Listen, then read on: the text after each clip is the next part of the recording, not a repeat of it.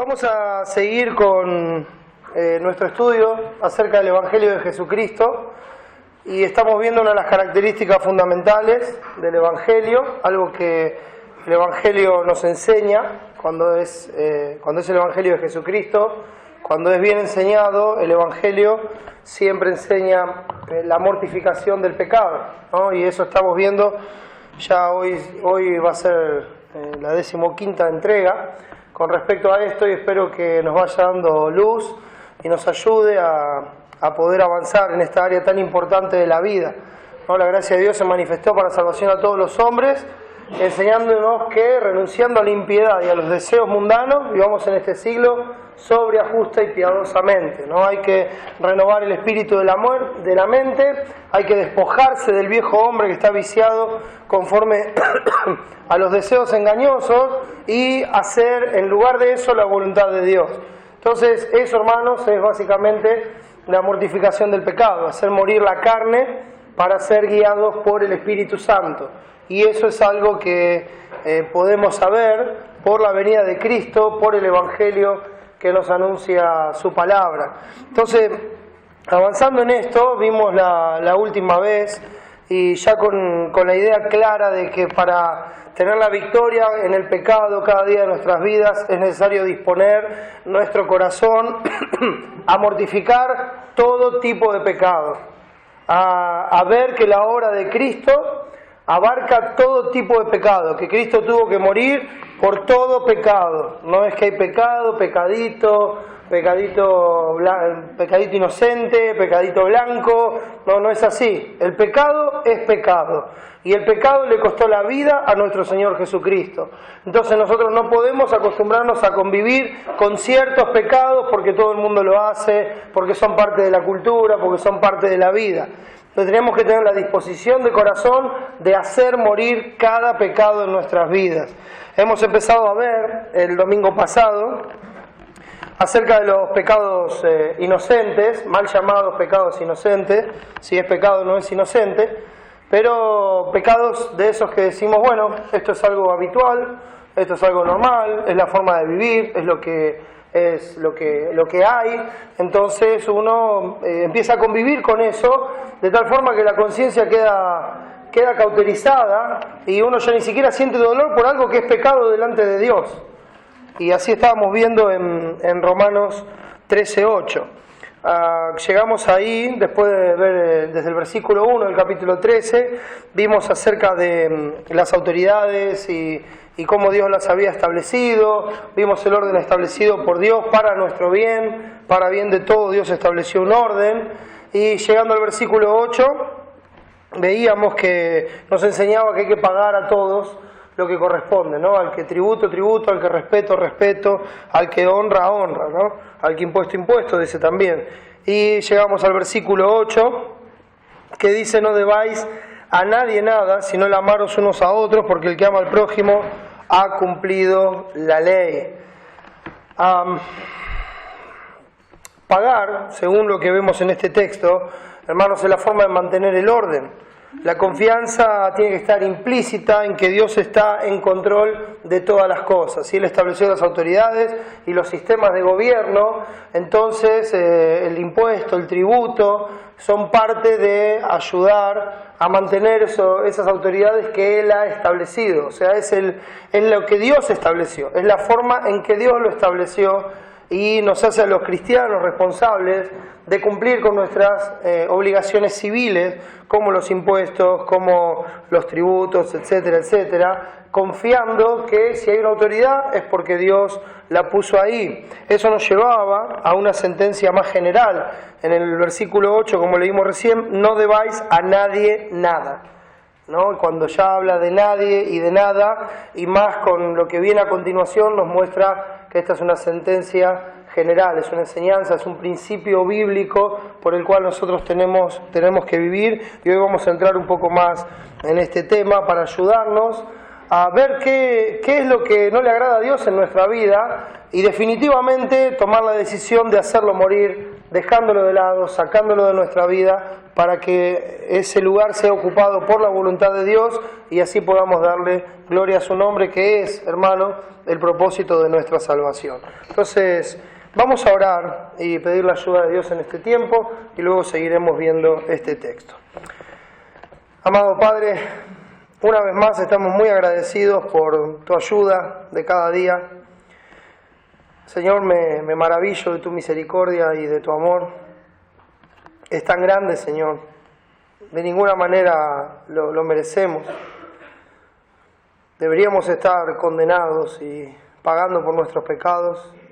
Y hoy estamos aquí reunidos en tu nombre para darte la gloria. Podemos conocerte. Y todo esto lo has hecho posible por Cristo, Señor. Te agradecemos por esa obra tan grande. Y queremos rogarte, Padre, que nos ayudes a ser dignos de esa obra. Que nos ayudes a ser dignos de un andar que traiga gloria a tu nombre y a tu evangelio. Padre, danos sabiduría para ver las cosas como tú las ves.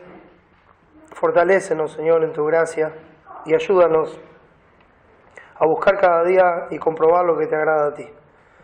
Mi Dios, si hay alguien aquí que no te conoce en esta mañana, te ruego que le salves para la gloria de tu nombre. Edifica a tu pueblo, Señor. Te lo pedimos en el nombre de Jesús. Amén.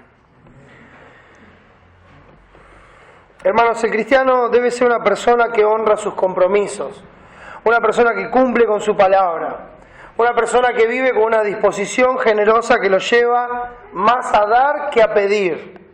No vamos a encontrar prohibiciones en las Escrituras acerca de pedir, pero como vimos el domingo pasado, cuando vamos a los textos que hablan acerca del préstamo o algo así, siempre le está hablando a la persona que está en condiciones de dar, no a la persona que está en condiciones de pedir.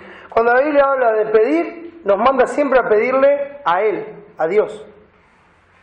Y aquellos que están en condiciones de dar, de compartir, de prestar, a ellos les da la disposición de corazón a tener esa generosidad que Dios tuvo con nosotros, que nos dio cuando nos vio necesitados, y no fuimos nosotros los que le fuimos a pedir a Él.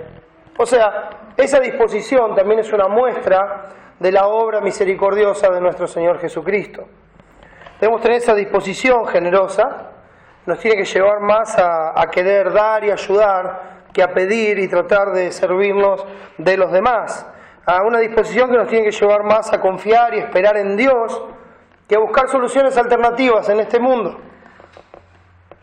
Tiempo o años atrás, muchos años atrás, cuando la iglesia pasaba momentos bien difíciles y cuando había una necesidad, los hermanos tenían todas las cosas en común, se ayudaban mutuamente, se sostenían, se recibían, se hospedaban, se daban lo necesario para que sigan el camino conforme a la verdad. Y encontramos muchos ejemplos de eso en las Escrituras. Y cuando un cristiano estaba con una necesidad, lo que hacía era postrarse sobre su rostro y buscar a Dios y esperar en Él.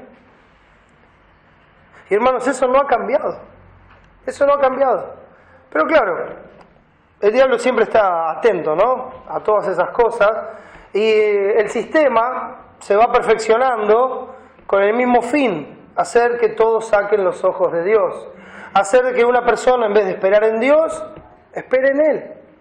Esa es la realidad. Y eso afecta aún a la iglesia de nuestro Señor Jesucristo, porque nos lleva a vivir a nosotros en una vorágine que no nos hace pensar quiénes somos, de quién somos, que no nos hace meditar y orar confiando en nuestro Padre Celestial, confiando en que Él es soberano, confiando en que Él está en control de todas las acciones y cosas que Él permite en nuestra vida para nuestro bien, para que aprendamos a confiar y depender de Él. Y en lugar de hacer eso, buscamos soluciones alternativas rápidas, que nos satisfagan a nosotros, que nos conformen a nosotros. Entonces ahí nace estas necesidades de solventar cosas en una forma rápida y que no me haga esperar tanto, ¿verdad? Que no me haga esperar tanto. Yo lo quiero y lo quiero ahora. La pregunta es si lo que yo quiero es, primero, agradarle al Señor, si es su voluntad, si me hace bien espiritualmente, si me ayuda en mi crecimiento y en mi comunión con Dios, o es solamente un gusto que me quiero dar. Y si es un gusto que me quiero dar, entonces, ¿por qué lo estoy haciendo? ¿Está mal que nos demos los gustos? De ninguna manera. Si Dios nos bendice, si Dios nos da todas las cosas, como dice Timoteo, en abundancia para que las disfrutemos, ¿por qué no nos podemos dar un gusto? Claro que nos podemos dar un gusto. Entonces, ¿cuándo me puedo dar un gusto? Cuando la bendición de Dios me alcanza para darme ese gusto. Eso es en orden, hermanos. Dios me bendice, Dios bendice el fruto del trabajo de mis manos y entonces provee lo necesario para que yo pueda suplir todas mis necesidades, para que yo pueda pagar todas mis cuentas, para que yo pueda velar por las necesidades de mis hermanos. Y si después de todo eso la bendición de Dios hace que sobreabunde, entonces empiezo a ver cuáles son mis gustos. No sé si me explico, hermano. Obviamente que la comida, la bebida, el vestido, el techo no son gustos, son necesidades. Y son las cosas que Dios prometió suplir. Y un cristiano con eso, como también estuvimos aprendiendo en Timoteo capítulo 6, debería estar contento, sustento y abrigo, es lo que Dios prometió. Dios me está cuidando, Dios es mi Padre, nada tengo en este mundo, he hecho mano de la vida eterna, aquí soy nada más que un peregrino, estoy por un poco de tiempo y luego me desvanezco, mi esperanza está en los cielos, entonces no me aferro a lo pasajero y terrenal, me aferro a Dios, confío en Él, espero en Él. Nosotros no tenemos que ser como los gentiles, dice Jesucristo. No seáis como los gentiles que piensan que por su vana palabrería serán oídos. ¿Qué dice después? Porque vuestro Padre que está en los cielos sabe de qué cosas tenéis necesidad. Entonces esa urgencia, esa desesperación con la que vivimos se va cuando confiamos en la providencia de Dios, cuando confiamos en el cuidado paternal de nuestro buen Dios y Señor, que dio todas las cosas en Jesucristo, al que no escatimó a su propio Hijo, ¿cómo no nos dará también con Él todas las cosas? Todo lo necesario para hacer su voluntad, todo lo necesario para vivir, todo lo necesario para darle la gloria. En vez de esperar en Dios, buscamos soluciones alternativas en este mundo. ¿Qué es más rápido? Un crédito, un préstamo, eso nos ayuda rápido. Y no estoy hablando de necesidades. Mire, ¿sabe qué sería lo normal? Hay una necesidad, pasó algo inesperado.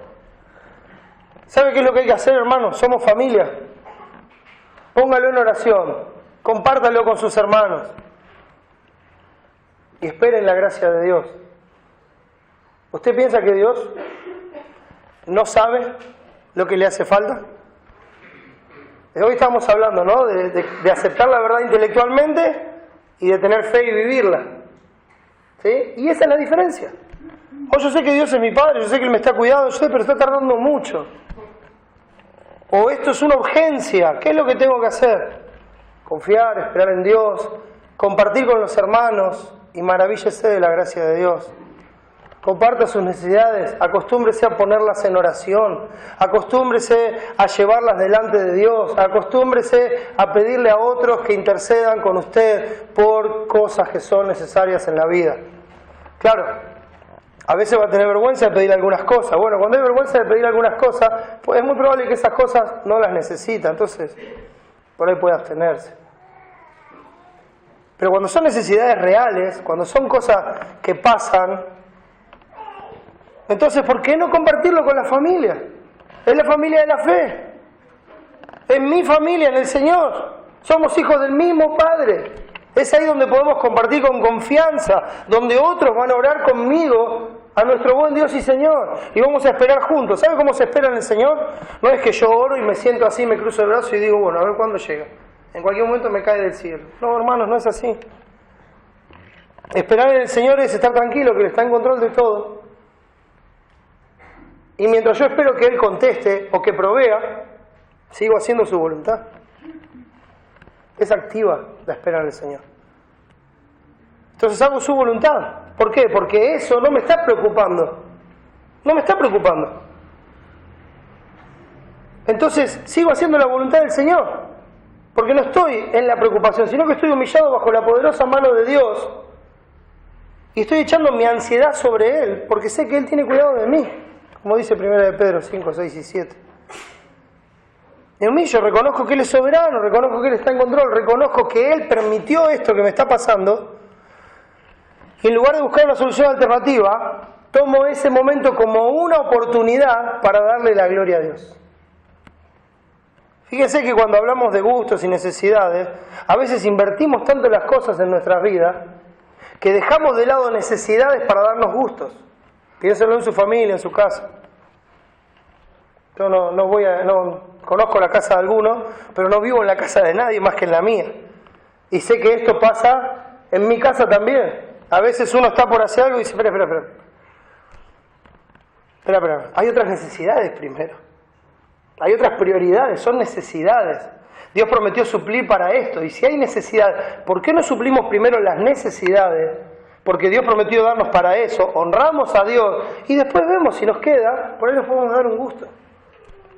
¿Por qué? Porque mi deleite no está en el gusto que me puedo dar. Mi deleite está en el Señor, en darle la gloria.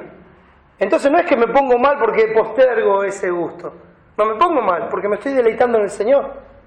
Hacer esto no me es gravoso porque estoy buscando honrar a mi Señor. Entonces lo estoy haciendo con la paciencia que me da el Espíritu Santo, con el amor de Cristo, esperando en el Señor. Y no dejando que esas cosas distraigan mi atención del centro de mi vida, que es darle la gloria a Dios. Debemos tener un corazón que no está limitado ni por el egoísmo, ni por la conveniencia o la búsqueda de lo nuestro propio. Hoy leí a nuestro hermano Javier, ahí en Filipenses 2:21. Cada uno busca lo suyo propio y no lo que es de Cristo Jesús. Nuestro corazón no puede estar limitado por esas cosas, sino que nuestro corazón tiene que estar lleno del amor de Dios derramado por el Espíritu Santo en nosotros, como dice Romanos 5:5. Un amor que busca darle la gloria a Dios con la administración de sus recursos. Déjenme darle un ejemplo bíblico antes de ir a nuestro texto. 2 Corintios capítulo 8.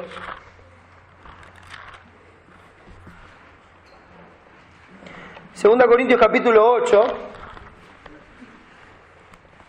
versículo 1, dice así: Asimismo, hermanos, os hacemos saber la gracia de Dios que se ha dado a las iglesias de Macedonia. Entiéndase por estas iglesias, las iglesias de Filipos, de Tesalónica, de Berea. Entonces, os hacemos saber la gracia de Dios que se ha dado a las iglesias de Macedonia. Escuche esto: que en grande prueba de tribulación, la abundancia de su gozo y su profunda pobreza, palabra que también se puede traducir miseria, ¿sí? Esa es la traducción literal de la palabra, miseria.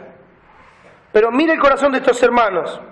Dice, la abundancia de su gozo y su profunda miseria o pobreza abundaron en riquezas de su generosidad.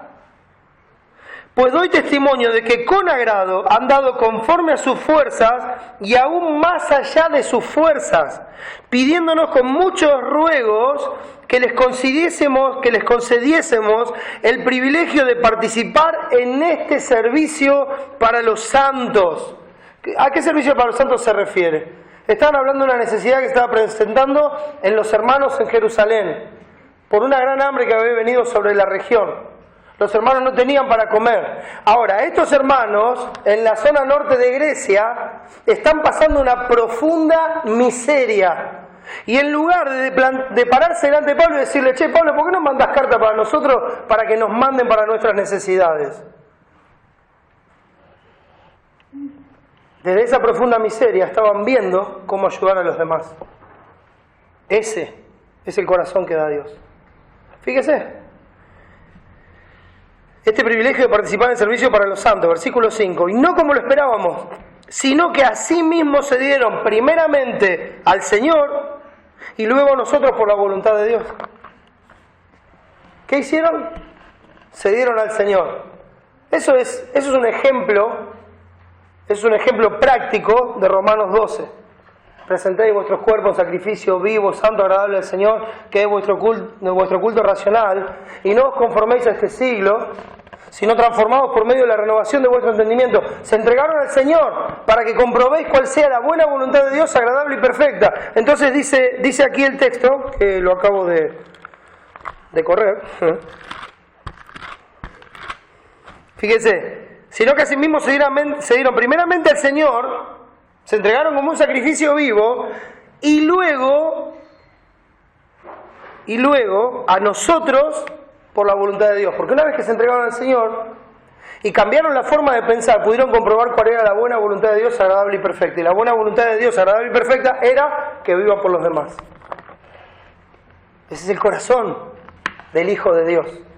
Ese es el corazón del cristiano. Ese es el corazón de nuestro Señor Jesucristo, mis hermanos.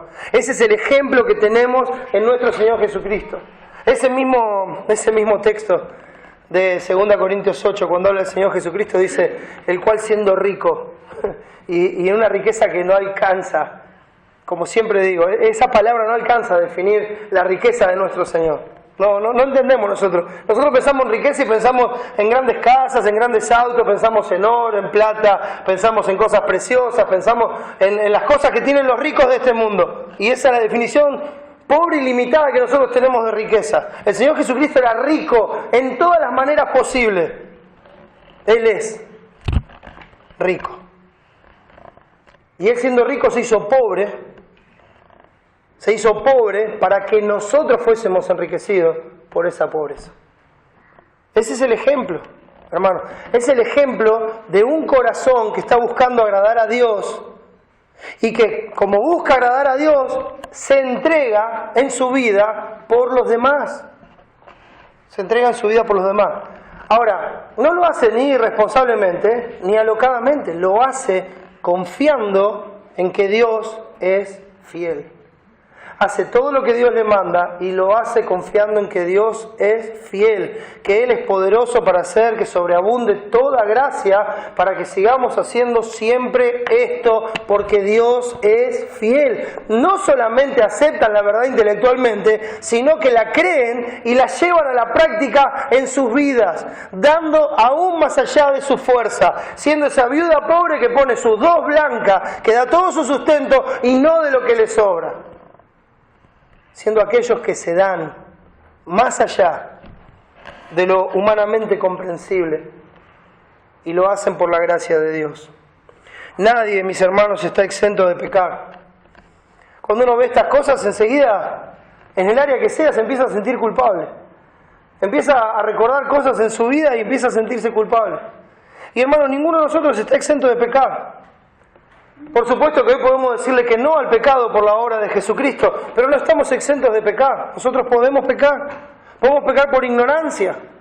Pero ¿sabe cuál es la diferencia con un hijo de Dios? Que cuando Dios nos muestra nuestro pecado, la risa se convierte en lloro y el gozo se vuelve en tristeza.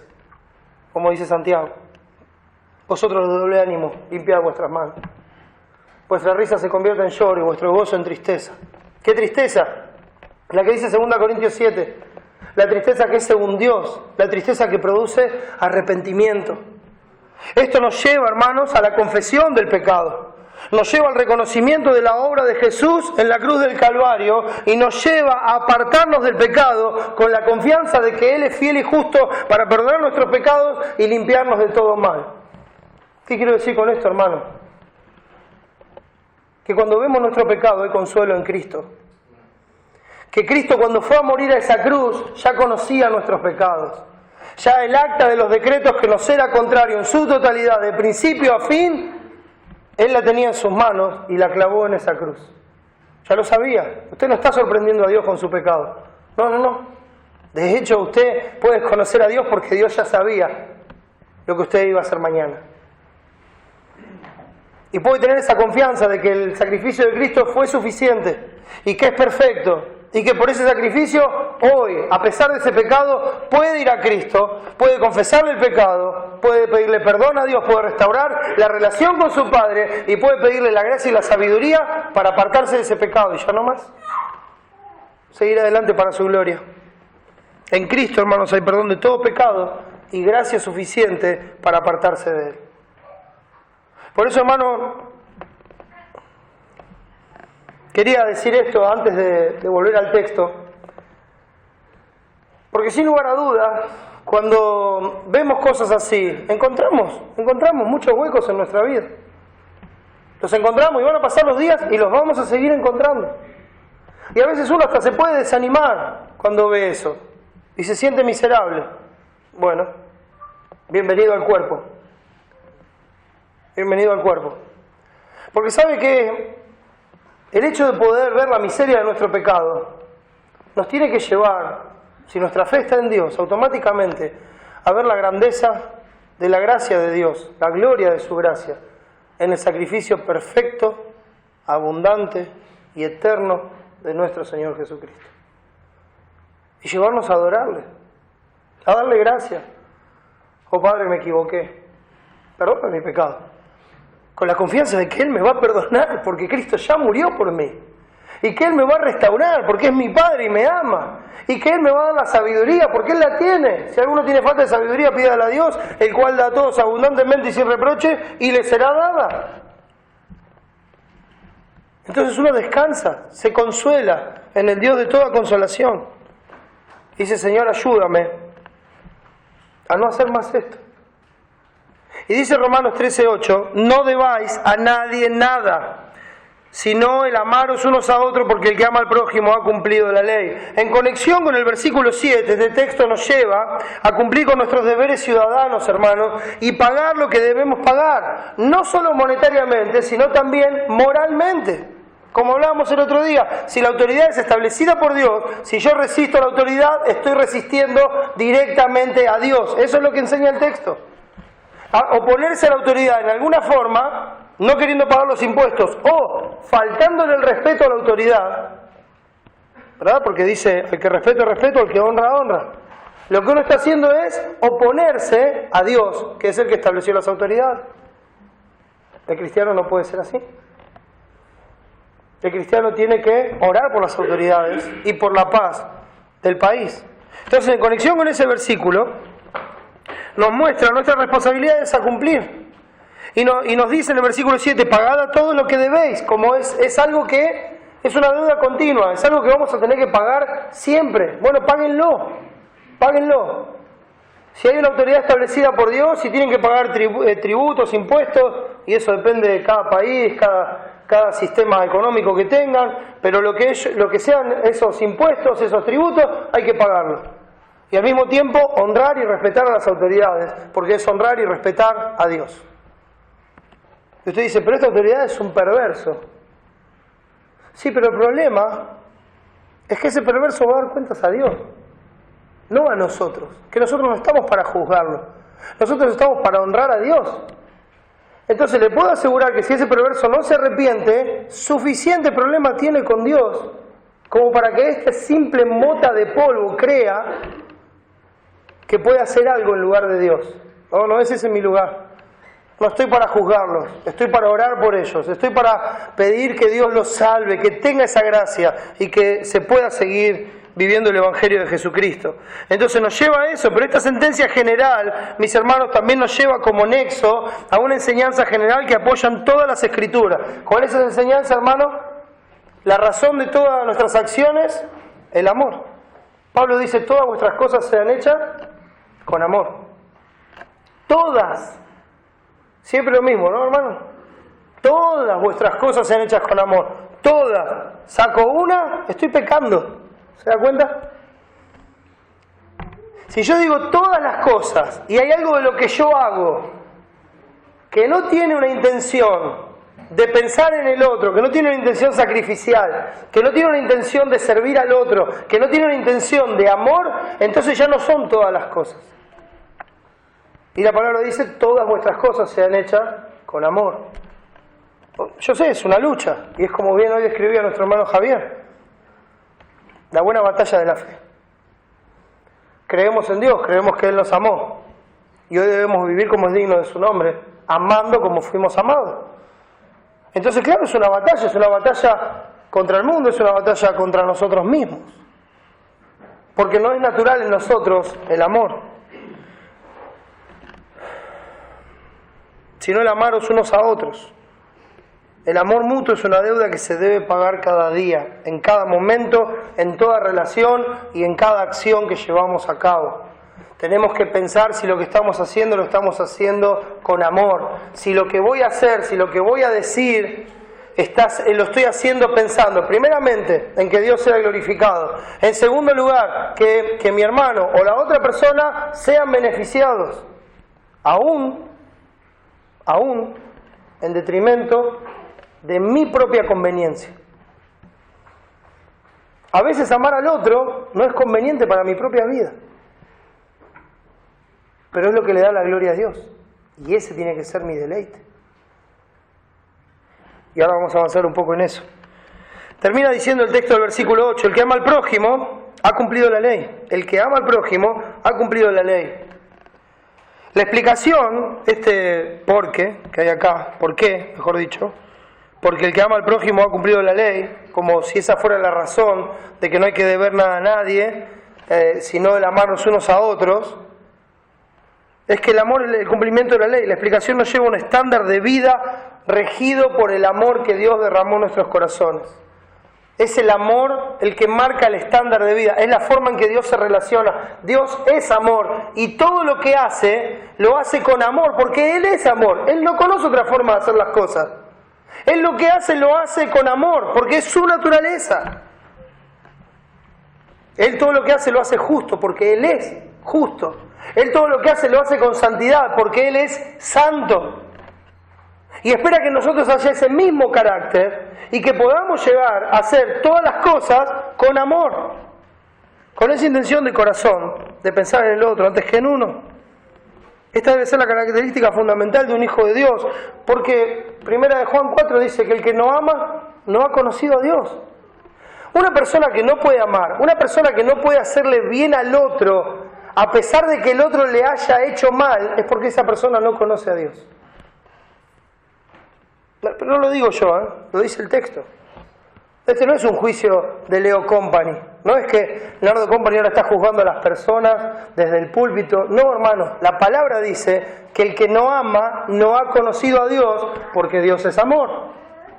Entonces, cuando una persona se encuentra en contrariedad con otra, hay otra persona que le está tratando mal, hay otra persona que no le cae bien, entre comillas, hay otra persona que se me opone, hay otra persona que por ahí hasta me perjudica en mi vida, hay otra persona que hasta la puedo llegar a considerar enemigo, la palabra dice, amad a vuestros enemigos. Y la palabra dice que todas mis cosas sean hechas con amor. Entonces, piense esto. ¿Usted se imagina golpeando a alguien con el amor de Dios? ¿Se imagina insultando a alguien en el amor de Dios? ¿Se imagina robándole a alguien y decirle, mira, la verdad te robé por amor? ¿Te imaginas? Es ridículo, ¿no? Es totalmente incompatible. La cuestión es por qué lo vivimos. Esa es la pregunta. ¿Por qué algo tan incompatible como lo que decía Santiago, de que una misma fuente no puede echar agua dulce y amarga? Que un mismo árbol no puede dar fruto bueno y espinos. No puede. Entonces, ¿por qué lo vivimos así en nuestra vida? La respuesta, hermanos, es la falta de amor. Y la falta de amor, hermanos, es pecado. La falta de amor en nuestras vidas es pecado delante de Dios. Más en aquellos que decimos conocer a Dios, que hablamos de Dios, que invocamos el nombre de Dios sobre nuestra vida. No, vos no sabés lo que es Dios, tenés que confiar en Dios, tenés que creer en Dios. No, yo soy ateo, no me importa nada, bueno, morite. Usted se ríe, pero yo lo he escuchado muchas veces. O como bien decía hoy también nuestro hermano Javi, ¿no? Como de repente empieza a hablar personas de la doctrina. Y uno con amor le contesta, eso porque vos no sabes nada, sos un ignorante, ¿cómo no te das cuenta de la verdad? ¿Pero qué no lees tu Biblia? Pero anda, yo no lo puedo creer. No lo puedo creer, pero abra una página de Facebook y mire las conversaciones, va a ver qué edificantes que son. Y dígame dónde está el amor ahí. Fíjese en las redes sociales, fíjese en los foros cristianos, por favor, no entre, no pierda tiempo. No pierda tiempo. Porque se va a dañar su mente, se va a dañar su alma. No pierda tiempo. No hay forma de relacionarnos, es con amor. El que no ama no ha conocido a Dios. El amor no es parte de nuestra naturaleza, hermano. No es algo natural en nosotros. Nuestro amor, el amor de este mundo, hermanos, es un amor interesado, es un amor conveniente. O sea, si me conviene, saludo al que me saluda, trato bien al que me trata bien, amo al que me ama, amo a mi mamá mientras me cuida y me da de comer. Cuando ya soy grande, me olvido de mi mamá. Un ejemplo, ¿no? Es interesado, conveniente, es egoísta, es autocomplaciente y es pasajero. Sobre todas las cosas, el amor de este mundo, el amor natural que hay en nosotros, es pasajero. Es pasajero. ¿Vio cuando una persona viene y dice, ¿sabe qué pasa? Se terminó el amor. Ah, caramba. Si alguien viene y me dice, no, me quiero divorciar porque se me terminó el amor, ¿sabe cuál es la respuesta? El problema es que nunca amó realmente, porque el amor nunca deja de ser. Claro, es el amor de Dios. El amor del mundo es pasajero. Ya está, me cansó, ya no me gusta tanto como antes, ya no me está tan entretenido como antes, ya esto, lo otro, ¡pum!, otra cosa mariposa. Ese es el amor que hay en nosotros. Por esto, mis hermanos, a nosotros naturalmente nos es imposible cumplir la ley de Dios.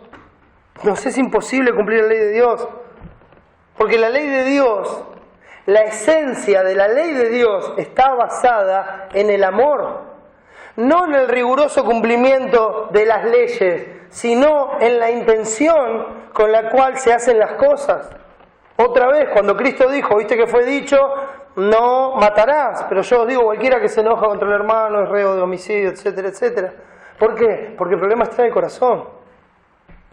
Por ahí una persona no mata, no lo maté, pero lo dejaste en coma.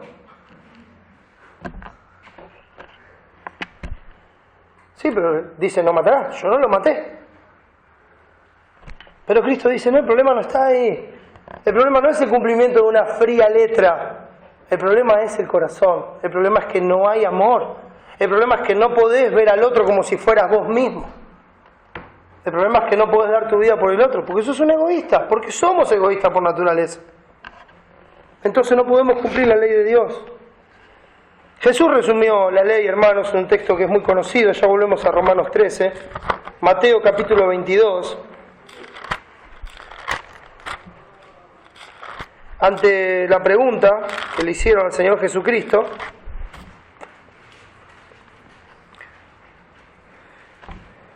versículo 35, dice así, y uno de ellos, intérprete de la ley, preguntó por tentarle diciendo, Maestro, ¿cuál es el gran mandamiento en la ley? Parece muy espiritual, ¿no? Pero si no fuera por el versículo anterior que dice que lo hizo con la intención de tentarlo, ¿no? No de preguntarle honestamente. ¿Cuál es el gran mandamiento en la ley? Jesús le dijo, amarás al Señor tu Dios con toda tu alma, con todo tu corazón, y con toda tu alma, y con toda tu mente. Este es el primero y grande mandamiento. Y el segundo, qué interesante, ¿no? Porque él le preguntó cuál era el gran mandamiento.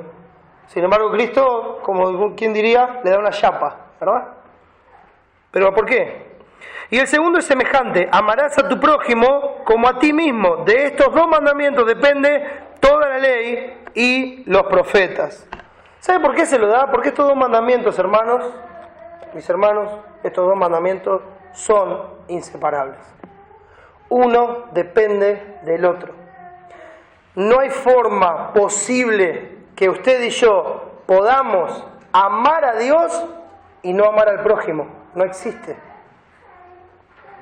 Si yo digo que amo a Dios y no amo a mi hermano, si no amo al prójimo, la palabra dice que soy un mentiroso y la verdad no está en mí. Estos dos mandamientos son inseparables. El resultado de amar a Dios con todo el ser, como dice acá, con todo tu corazón y con toda tu alma y con toda tu mente, o sea, que ames a Dios con todo lo que tú eres, con todo tu ser, el resultado de ese amor incondicional a Dios es que voy a amar a los demás. O sea, es inseparable esto. Cuando uno habla del primer y gran mandamiento, es porque ¿cómo se ve en la parte práctica que yo amo a Dios? Porque estoy amando a los demás. Así le doy la gloria a Dios por medio del amor que Él derramó en mi corazón. Uno se desprende del otro en forma totalmente natural. Si no amo a Dios, no amo a los demás. Así dice 1 Juan 5:3. ¿En qué consiste el amor? En esto consiste el amor. ¿En qué?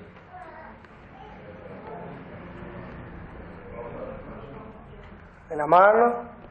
¿En qué? ¿Que amamos a los hermanos? ¿Qué sigue diciendo? Vamos a buscarlo.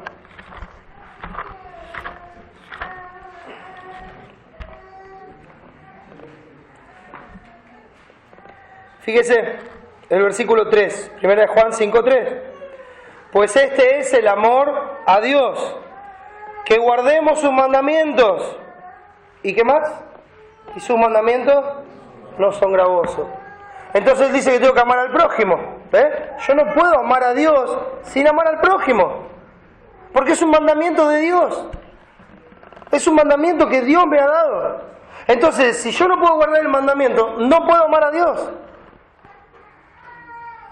Si me amáis, guardad mis mandamientos, dijo el Señor. Ese es el amor a Dios, que guardéis sus mandamientos. Y sus mandamientos no son gravosos, o sea, me son un deleite, no me son pesados, me son livianos.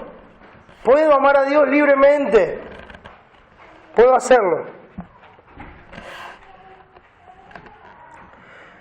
La ausencia del verdadero amor, hermanos, nos hace imposible amar a Dios y así cumplir sus mandamientos hacia los demás. Por eso, hermanos, es que también 1 Juan dice que nosotros le amamos a Él porque Él nos amó primero. Nos era imposible amar a Dios antes de que Él nos amara a nosotros. Si Él no hubiera tomado la iniciativa y Él no nos hubiera amado a nosotros primero por medio de la obra de nuestro Señor Jesucristo, si eso no hubiera sido así, entonces nosotros no podríamos amar a Dios de ninguna manera. Podríamos tener religión, podríamos hacer un montón de sacrificios para agradar a Dios, y lo digo entre comillas. Podríamos hacer un montón de cosas que la gente de este mundo podría decir, mirá cómo ama a Dios, que deja tantas cosas para hacerlo por Dios. Pero ¿sabe qué? No sería amor a Dios. Solamente podemos amar a Dios con el amor que Él derrama en nuestros corazones. Ese amor que Él nos mostró, como dice Romanos 5:8, más Dios muestra su amor para con nosotros. ¿En qué? En que siendo aún pecadores, Cristo murió por nosotros. Y fíjese la cláusula, en que siendo aún pecadores. O sea, en un estado en el cual era imposible ser amados. Nosotros no merecemos de ninguna manera que Dios nos ame. Ahora traslade eso a su relación con los demás, porque esa es la forma en que me amó Dios. Si Dios hubiera tenido que esperar para amarme a que yo fuese digno, Dios nunca me hubiera amado, porque no soy digno en ninguna manera. Si yo para amar a alguien estoy esperando que ese alguien sea digno de mi amor, yo no conozco a Dios. Permítame hacer la relación inmediata. Yo estoy esperando que esa persona sea digna de mi amor. Esa no es la forma en que Dios me amó a mí. Yo no era digno cuando Dios me amó. Entonces no tengo que esperar que el otro sea digno, lo tengo que amar. Lo tengo que amar de la misma forma que me amaron a mí. En ese estado en que era imposible ser amado. Y fue tan grande su amor, hermano, que hizo todo lo necesario para tener comunión con nosotros. ¿Usted se da cuenta? Ese sacrificio de Cristo, el sacrificio de Jesús, con su muerte quitó el pecado, lo clavó en la cruz y nos dio vida con su resurrección.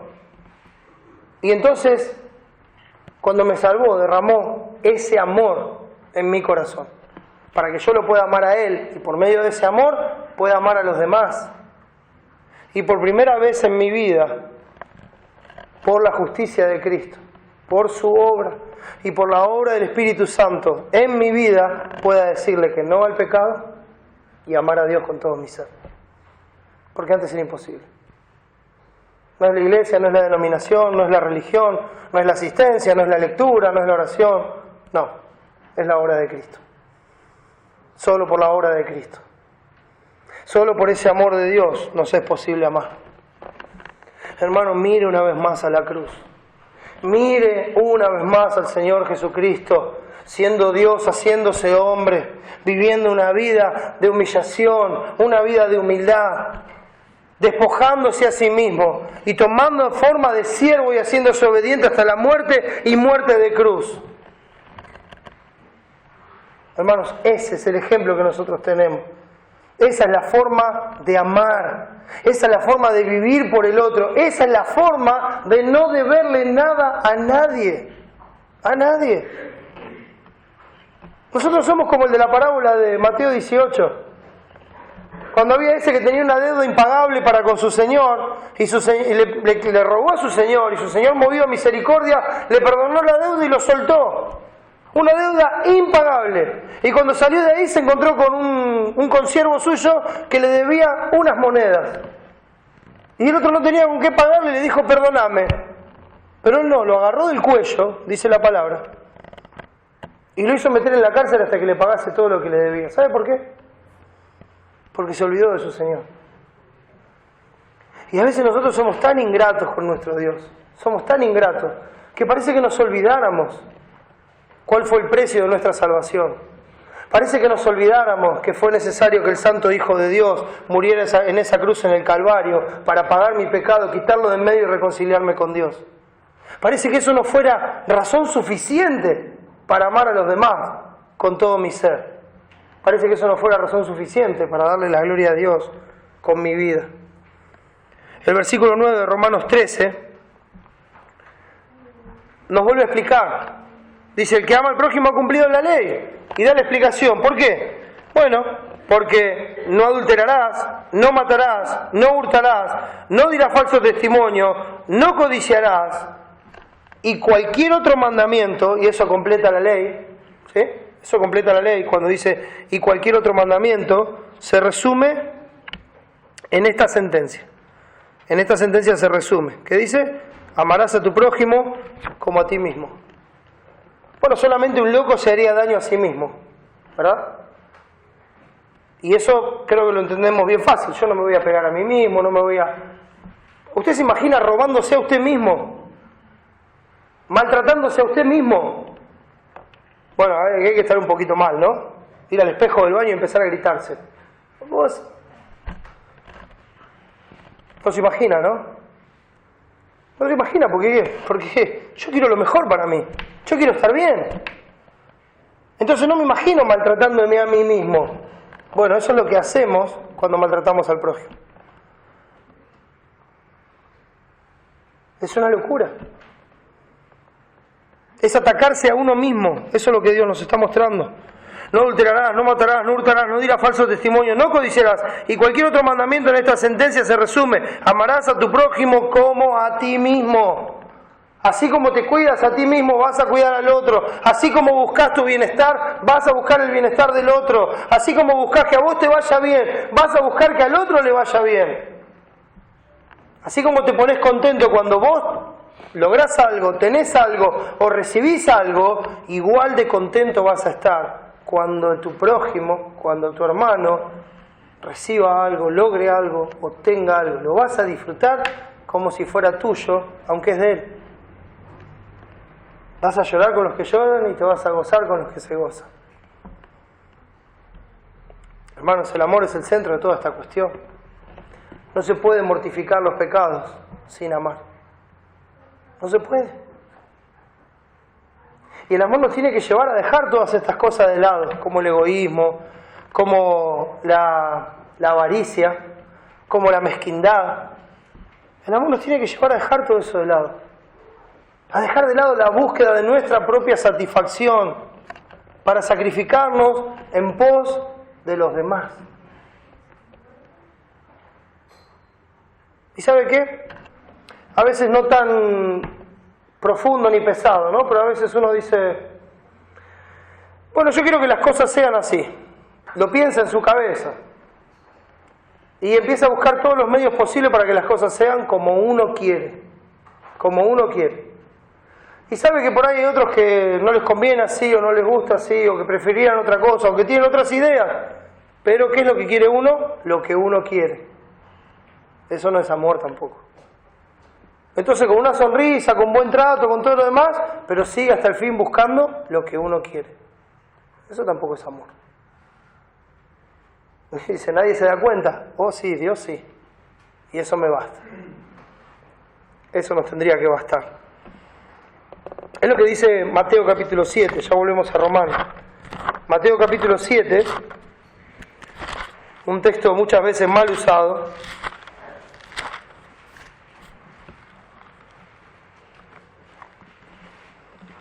Porque uno normalmente en este texto dice, ¿cuál es la regla de oro? Dice, no hagas a otros lo que no querés que te hagan a vos, ¿verdad? Lo plantea como un no hagas a otros, negativo para uno. Pero fíjese lo que dice el texto. El texto dice, así que todas las cosas que queráis que los hombres hagan con vosotros, así también haced vosotros con ellos. Ahora este no es negativo, este es positivo, este te dice, anda y trata a los demás como a vos te gustaría que te traten. Creo que es como dice también este proverbio cuando dice, el que quiere amigo, a demostrarse amigo. De repente una persona no se relaciona con nadie, no tiene nada con nadie y se queja todo el tiempo de que nadie le habla. Y la palabra dice, si vos querés que te traten, andá y tratá a los demás. Así que todas las cosas que queráis que los hombres hagan con vosotros, así también haced vosotros con ellos, porque esto es la ley y los profetas. ¿Querés que los otros te traten bien? Andá y trata bien a todo el mundo, porque todo lo que el hombre sembrare, eso también segará. ¿Querés que los demás sean amigables con vos? Andá y sé amigable con todos. ¿Querés que los demás te den? Andá y da. ¿Querés que los demás se sacrifiquen por vos? Andá y sacrificate por los demás primero. Ese es el amor de Dios. Es el amor que toma la iniciativa, no el amor que está a la expectativa. Es el amor que es en hecho y en verdad, no solamente palabras. Es el amor en movimiento, es el amor en acción. Es el amor que muestra el amor de Cristo. Es un mandamiento activo. Quiero ver un pasaje más en 1 Corintios capítulo 13. Creo que ustedes saben a dónde voy. Y quiero leerlo para recordar esta definición que el apóstol Pablo, inspirado por Dios, nos da del amor.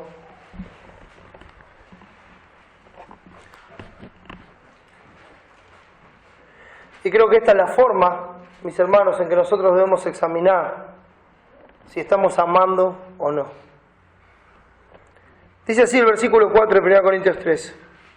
El amor es sufrido, es benigno, el amor no tiene envidia, el amor no es jactancioso, no se envanece, no hace nada indebido, no busca lo suyo, no se irrita, no guarda rencor, no se goza de la injusticia, mas se goza de la verdad. Todo lo sufre, todo lo cree, todo lo espera, todo lo soporta. Y el versículo 8 en el principio dice, el amor nunca deja de ser. ¿Sabe que va a pasar todo? Dice, pero las profecías se acabarán y se cerrarán las lenguas y la ciencia acabará, y eso tiene que ver más con el contexto. Pero si usted avanza un poquito más en este capítulo, cuando llega al final, el versículo 13 dice, y ahora permanecen la fe, la esperanza y el amor, estos tres, pero el mayor de ellos es el amor. ¿Sabe por qué? Porque cuando pasemos de esta vida, la esperanza ya no va a ser esperanza, porque se va a concretar. Usted va a ver su esperanza hecha realidad. Ya no va a necesitar esperanza, va a ver a Dios cara a cara y va a vivir en su gloria por toda la eternidad. No hace falta la esperanza, no hace falta la fe, porque ahora usted va a estar viendo. Pero ¿sabe qué? Va a seguir el amor por toda la eternidad. Por eso es muy claro que el que no ama no ha conocido a Dios. Si no podés amar acá a Dios, ¿cómo lo vas a amar allá? Si no se puede vivir aquí por Dios, amando como fuimos amados, sin deberle nada a nadie, ¿cómo vamos a amar a Dios por toda la eternidad? ¿Cómo nos vamos a deleitar en eso? Piénselo, porque la gloria es un lugar de deleite para aquellos que aman a Dios, donde vamos a estar adorándole a Él y dándole la gloria por toda la eternidad. Y si usted no se deleita en eso ahora, yo pregunto, ¿por qué quisiera ir a la gloria? No hay otra razón más que Dios. Y si usted hoy se está deleitando en Dios, se deleita porque Él lo amó primero. Y así como Él lo amó, espera que ame. Y que esa conducta ligada al amor lo lleve a honrar, a respetar, a pagar, a dar, a amar como fuimos amados, en todas las maneras posibles. Romanos 13:10, el último texto que vamos a ver ahora, dice: el amor no hace mal al prójimo. Así que el cumplimiento de la ley es el amor. Cuando dice el amor no hace mal al prójimo, es como cuando uno dice, che, este no es ningún dormido. ¿Qué es lo que está diciendo en realidad? Es una persona bien despierta. Es una forma de decirlo no directamente. Cuando dice que el amor no hace mal al prójimo, está haciendo exactamente lo mismo, porque lo que está diciendo es que el verdadero amor hace bien al otro. Hace bien al otro.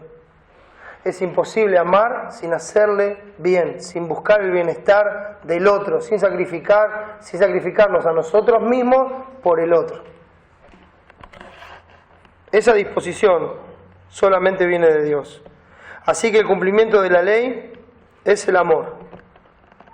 Yo sé, hermanos, que cumplir la ley no nos salva, ni nos da esperanza. Y todo el que tiene la esperanza en la ley será condenado, como dice Gálatas capítulo 3. Porque no hay esperanza en la ley.